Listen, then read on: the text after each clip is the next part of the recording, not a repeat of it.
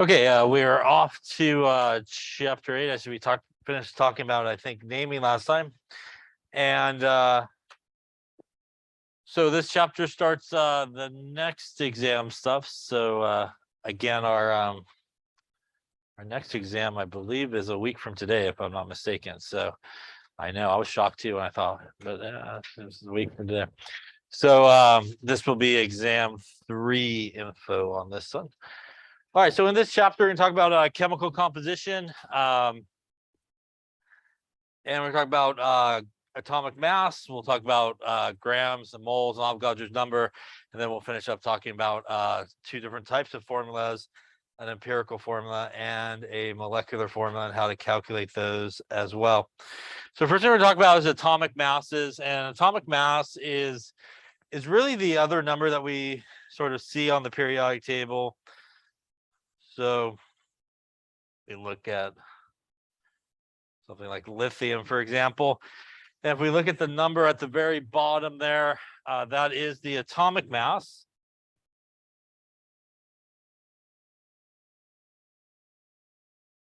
And when we do take that number off the periodic table, it is typical that we do take it to about 4 significant figures when we calculate the atomic mass. It is related to how many protons, electrons, and neutrons that an atom has. And when we do pull it off, there's a couple of different ways that we sort of use the number that we see there. One way more than the other. So what we're talking about here is probably not a way that we'll use sort of the number the most.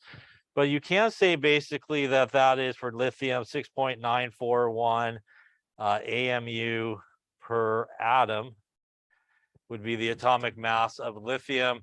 AMU is the atomic mass unit. It's sort of a unit of mass, and it's per atom. And again, if you kind of use it in this way, which you don't use it very much in calculations as we go forward, we'll use a more sort of usable unit, which is molar mass, which has grams per mole. But here we do use it as AMU per atom. Because we cannot sort of weigh an atom by itself since it's extremely small, a lot of times in science, especially in chemistry, they oftentimes will pick something to use as sort of a standard to compare everybody to. And for atomic masses, they use basically an isotope of carbon that was used as the standard isotope to compare everybody to. They used an isotope of carbon-12, and carbon-12 had an atomic mass of exactly 12 AMU. Also had basically 6 protons, 6 neutrons, and that atomic mass of 12 AMU. Atomic mass unit, which is an AMU, is also sometimes called a Dalton. And really, you don't really use those units all that much anymore in chemistry, but they do still pop up occasionally. So the atomic mass unit is equal to basically 1/12 the mass of the carbon-12 atom. Remember that isotopes are the same element, but they have different masses because they have different numbers of neutrons, right? So that's what gives them the different masses. They obviously have the same number of protons. So basically how we sort of came across a lot of the numbers that we do see on the periodic table there for atomic mass is to use this idea as carbon-12 as the standard and basically do some experiments. And what they did was they said, for example, for hydrogen is only about 8.4% as massive as a carbon-12. So they did a little calculation where they took, this is basically 8.4% converted into a decimal, right? Move 2 places to the left or divide by 100 and times it by 12, which is the atomic mass of our carbon-12 isotope. And we do get sort of the number that we see underneath the hydrogen there on the periodic table. Similar calculations were done for things like oxygen and iron, 55, 85, 16. So again, if you were to pull from the periodic table and you needed sort of a conversion factor for atomic mass, you could say for oxygen, there's 16.00 AMU per atom. You could also flip it around and use it like a conversion factor, put the atom up on top and the 16 AMU on the bottom. Now, if we look at the sort of the periodic table, and they chose basically carbon 12 as the standard, it is interesting though that when we do look under carbon on the periodic table, we actually don't see 12. We do see 12.01. And the reason for that is what we actually do see on the periodic table is what's really referred to as average atomic masses, although most people don't call them average, but they are the average atomic masses. And what they are, the average atomic masses of, are all the naturally occurring isotopes for that particular element. So when we take the atomic mass, it's basically all the naturally occurring isotopes for that element.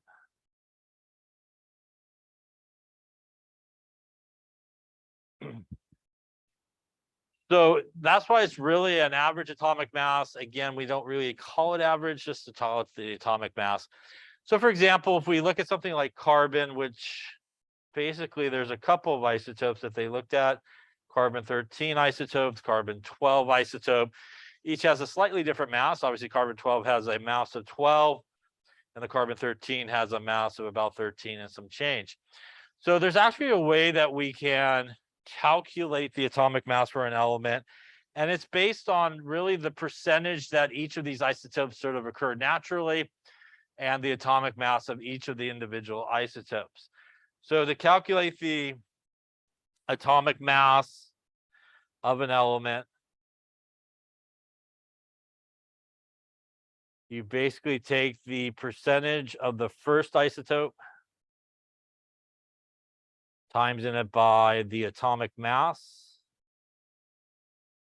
of the first isotope. Then what you do is you actually add it. So not multiply, everybody wants to multiply this part. You actually add it to the percentage of the second isotope times the atomic mass of the second isotope. Then you would add it to the third if there's a third, or fourth, and sort of continue that pattern. When we talked about the percentage of the first isotope or the percentage of the second isotope, is sometimes referred to as percent abundance or relative abundance. Percentage at which each of these naturally occurring isotopes occur sort of in nature. And obviously, if you had all the naturally occurring isotopes,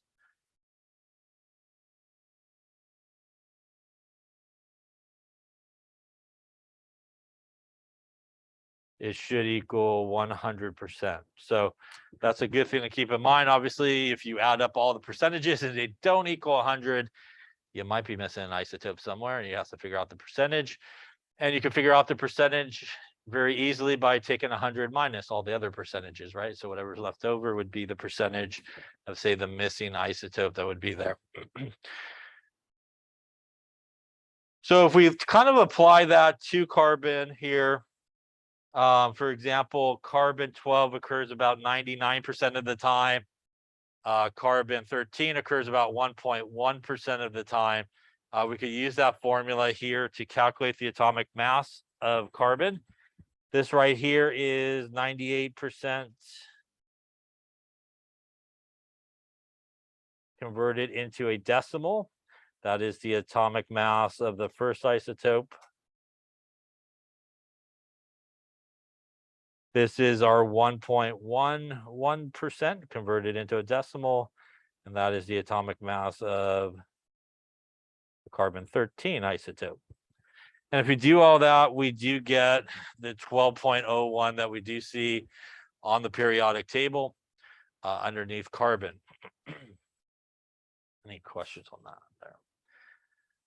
So it is important to know that you would probably never find a carbon atom that has a mass of 12.01. You would either find one that is basically the carbon 12 isotope that has a mass of 12, or a carbon 13 isotope that has a mass of 13 and change. But we do sort of consider 12.01 the atomic mass of carbon in general, based on all the naturally occurring sort of isotopes of carbon. Any questions on that there? Okay, so why don't we try one here? So we'll go with this Bromine 79 is 50.70%, has a mass of 79.92, and bromine 81 is 49.32%, has a mass of 80.92.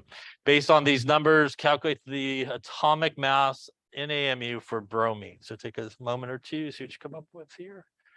Okay, so again, here we would use our formula we just saw there, the atomic mass. Basically, the percentage times the atomic mass of the isotope, again, plus the percentage times the atomic mass of the isotope, and you can take that pattern. In this case, you do want to maybe quickly just kind of take a peek at the percentages, make sure it does add up to about 100%, which it does in this case, maybe a little bit more than 100%, maybe a little less, but it should be definitely within the 100%. Otherwise, again, you may be missing something. At that point, we basically could put into our formula here. So we'll take our first isotope. I'm just going to move the decimal place. So I'm going to make it 0.570, which is our 50%, correct, divided by 100, basically, times 7992 AMU. Again, here we're going to plus our second one. Once again, you could also, if you choose, just divide by 100%, whichever way you like to do that. And I would obviously move the decimal point for you. And at this point here, we would have 0.5 to 0.5070 times 7992 plus 0.4932 times 8092. Looks like 8043 here based on these numbers. AMU would be our atomic mass for bromine. Any questions on that calculation there? And again, if you had 3, you would obviously just continue the pattern of plus and then the percentage times the isotope as well. Truthfully, I think this number actually should have been 7892, and it would have came out a little bit better in terms of the number, but we'll go with the number that was there. All right. Any questions on how to calculate the atomic mass? It's fairly close to what we see on the periodic table of 7990. All right, so as I mentioned, atoms have very small, obviously, mass, and here's the relationship again between atomic mass unit and grams. So 1 AMU is 1.66 times 10 to the minus 24 grams. So it is obviously a very sort of small relationship between them. In the end, as we will see, and we talk about it just a bit here, molar mass, which is grams per mole, and atomic mass are numerically going to be the same as well. So we can, though, as I mentioned, sort of use atomic mass in AMU, which again is probably a very rare calculation that you might be asked to do so. But again, we would just go to the periodic table for carbon in this example. And we really could write 2 conversion factors for it, 12.01 AMU over an atom.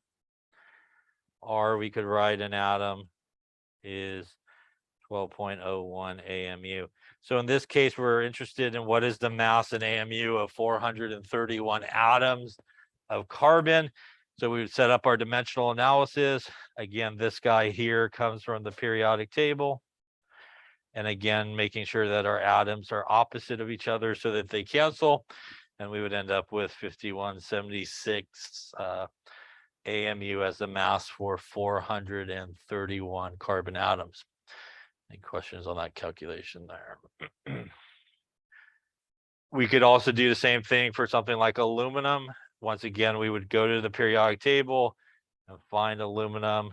It will say 2698. And again, what that means is there are 2698 AMU in an atom, or an atom has 26.98 AMU. So once again, here we're interested in 75 atoms. So atoms comes here, once again, using our conversion factor so that it all cancels from the periodic table. Atoms will cancel, and that will leave us with 2024 AMU, basically just multiplying 75 times 2698 here. Any questions on that one? Okay. As I mentioned, it does pop up occasionally to sort of use AMU, but I would say very, very rarely. really a more usable and definitely a sort of conversion factor that we use the most from the periodic table is molar mass. And molar mass has units of grams per mole. We'll talk about that in just a second. And then sometimes along the way, we also need to use Avogadro's number in certain types of calculations. So these two are really more important, I would say, than probably the AMU to atom sort of conversion. And out of the two, probably molar mass is the one of the most important ones that you use. We use molar mass in that as a conversion factor in a lot of calculations that we do in chemistry. So let's first start though with Avogadro's number and really what the mole is. So the mole, which is not the furry guy, but it does represent in chemistry a unit that represents a certain amount of something. So like when we say we have a pair of something, it means that we have two of something. If we say we have a dozen, that means 12. And if you counting pencils, I think that's what they used to use grosses for. That's 144 pencils, or a gross would be that. So in chemistry, we have a name for something that represents a certain amount, and that is a mole. And the first off, that is the abbreviation for a mole, MOL. Had to cut something off, so they cut the E off. But it is very commonly mistaken by a lot of people when they see that they think molecules. So that is not molecules. If you see MOL, it is moles. If they want molecules, they will frankly write out molecules. Yeah, so you just see that MOL is not like a shorthand for molecules, which again is a sort of common error that a lot of people make.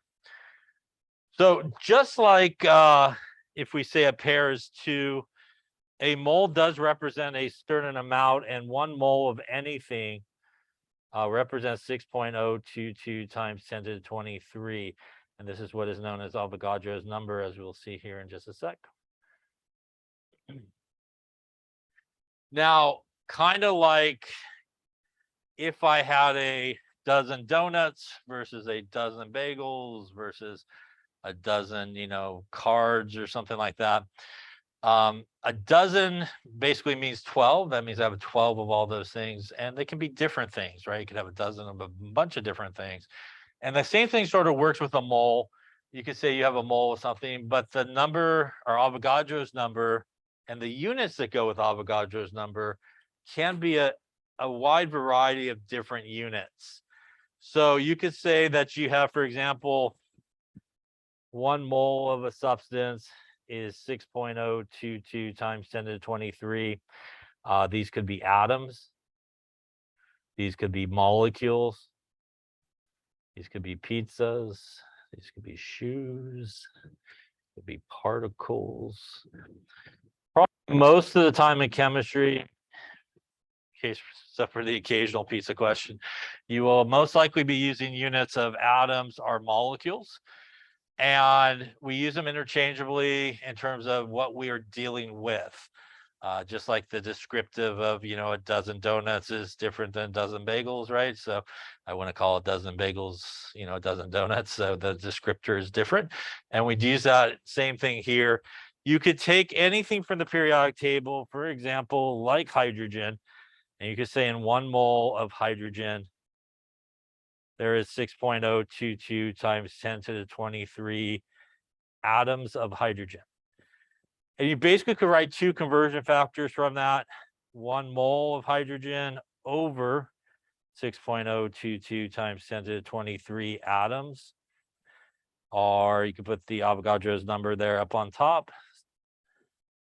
Atoms over a mole.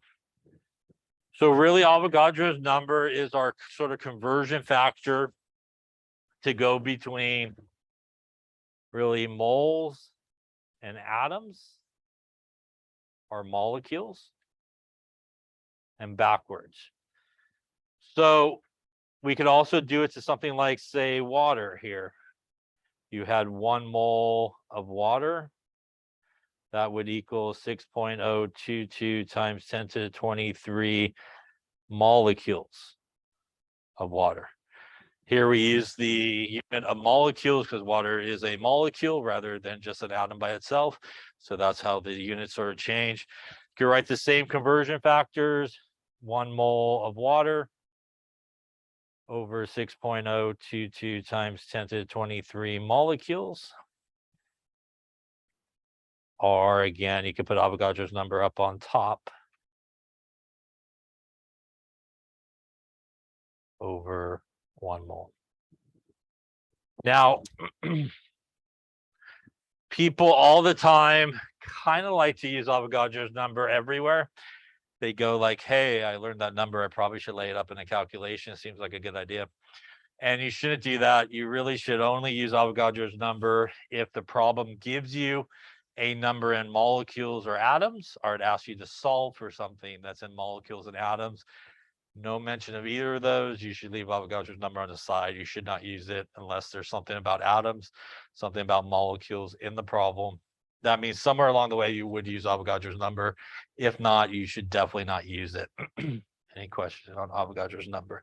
Is a constant value, so you always sort of have Avogadro's number available to you if you need it in a calculation. And obviously you should know Avogadro's number. All right. So probably the more used sort of conversion is the molar mass, and that is in grams per mole, or the 2 units.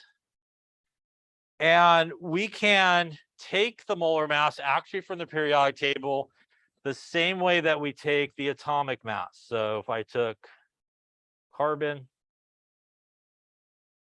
that would mean in 1 mole of carbon, there are 12.01 grams, or the molar mass of carbon is 12.01 grams per mole.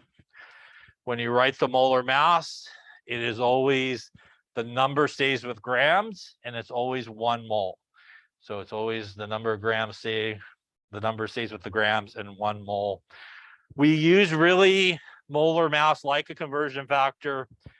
Again, you could write it as 12.01 grams per mole of carbon, or a mole of carbon, 12.01.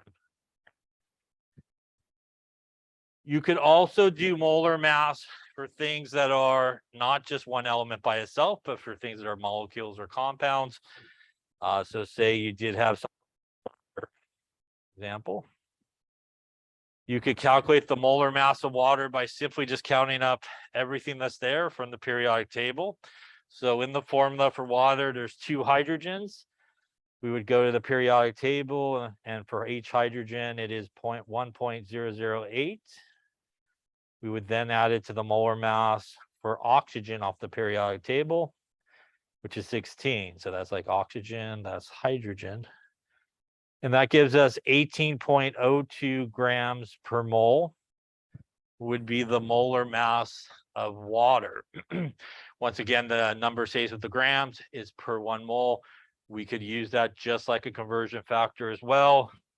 Just like I wrote it there, 18.02 grams per mole.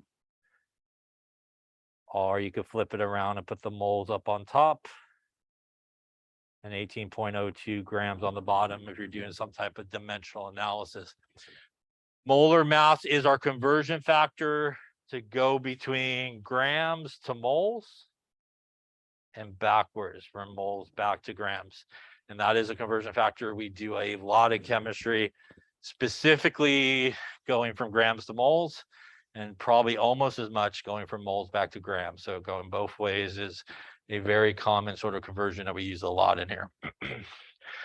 Numerically speaking, the atomic mass in AMU per atom is the exact same number as the atomic mass in grams per mole. So we typically do, when we pull it off the periodic table, use it as molar mass in grams per mole, because frankly, when you go to the balance, you are not weighing things out in AMU, right? You're weighing them out in grams. So it's a more sort of convenient unit that we use in chemistry, the molar mass to grams per mole, because of that. Same rule applies when you go to the periodic table. 4 significant figures is typically what you pull off of the periodic table to calculate your molar mass. You should only calculate the molar mass based on the actual chemical formula, just the one individual chemical formula. So for example, if we had something like an equation like this,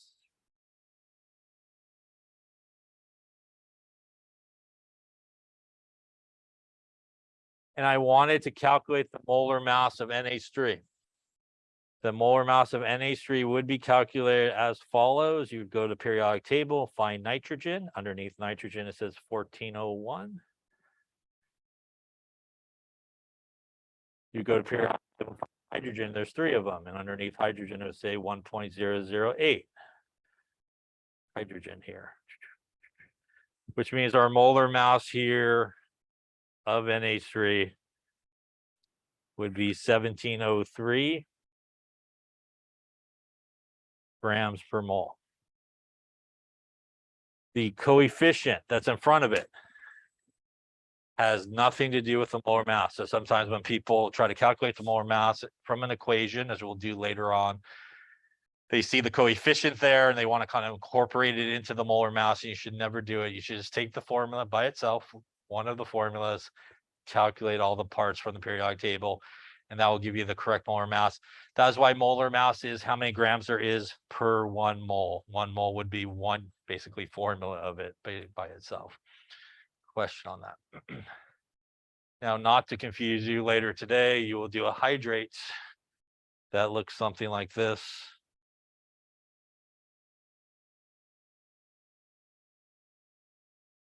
You want the molar mass of this thing, you actually would do everything that is there. So this is 1 magnesium, 1 sulfur, 4 oxygens, and you do need to add in the 7 waters here because it's actually part of the formula. So it's not a coefficient like in an equation. It's actually part of the formula. Magnesium sulfate has 7 waters that have crystallized together with it. So it's all sort of 1 unit. And you would do 14 more hydrogens there and 7 more oxygens. So 1 magnesium, 1 sulfur, and 4 oxygens. You would go to the periodic table, add all that together, and that will give you the molar mass of that thing. So hydrates are a little bit different. It's the only place where a coefficient in front of the water is included. But in a normal equation, you do not include the coefficient when you're calculating the molar mass. Any questions on that there? Okay. Here's the relationship between the AMU and grams, as we talked about earlier. And stuff. So we're not going to worry too much about that. But again, that is just the relationship there, as you can see. All right, so we do use Avogadro's number and molar mass truly as conversion factors. So as I mentioned, Avogadro's number, you always have the number, so you don't have to really look it up. But whenever you need molar mass, it is to the periodic table. And if it's one thing from the periodic table, you just find the element, and that's how many grams there are per mole. If it's a compound that has multiple elements in there, you basically just add up all the parts from the periodic table, and that number that you get is how many grams there would be per 1 mole of that compound. So let's take a look at try some here. Why don't you try this one here? How many moles of helium are there in 5.46 grams of helium? If you go to helium on the periodic table, this is what you'll see, 4.003. So take a moment or two, see what you come up with. Take a look. So we have grams and we are looking for moles. So the first question is, do I need to use Avogadro's number here? The answer is we don't. There's no mention of atoms. There's no mention of molecules. So this is basically just a grams to moles. And that is the molar mass that we use. And once again, the molar mass comes from the periodic table. So in this case, it's just helium by itself. And we look at the bottom number there, and that means that there are 4.003 grams of helium in every mole of helium, which basically gives us the molar mass of helium as 4.003 grams per mole of helium. Once again, we could also flip it around and use sort of the molar mass as a conversion factor by just flipping it, obviously moles up on top. In this case here, we're starting with 5.46 grams of helium. Doing dimensional analysis, we want grams to cancel. It's up on top, which means basically we do need to flip it around here and put the grams on the opposite location so that it cancels, which basically means we are dividing by the molar mass here. So the grams will cancel, and that would get us 5.46 divided by 3, 1.36 moles of helium. Any questions on that calculation where any numbers came from? Oops. Okay, let's try one here. Let's say we had I don't know, 125 moles of CO2. How many grams would that be?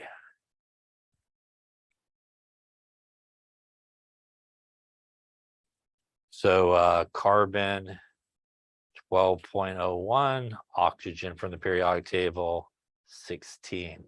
All right, so take a moment or two to see what you come up with here for this one.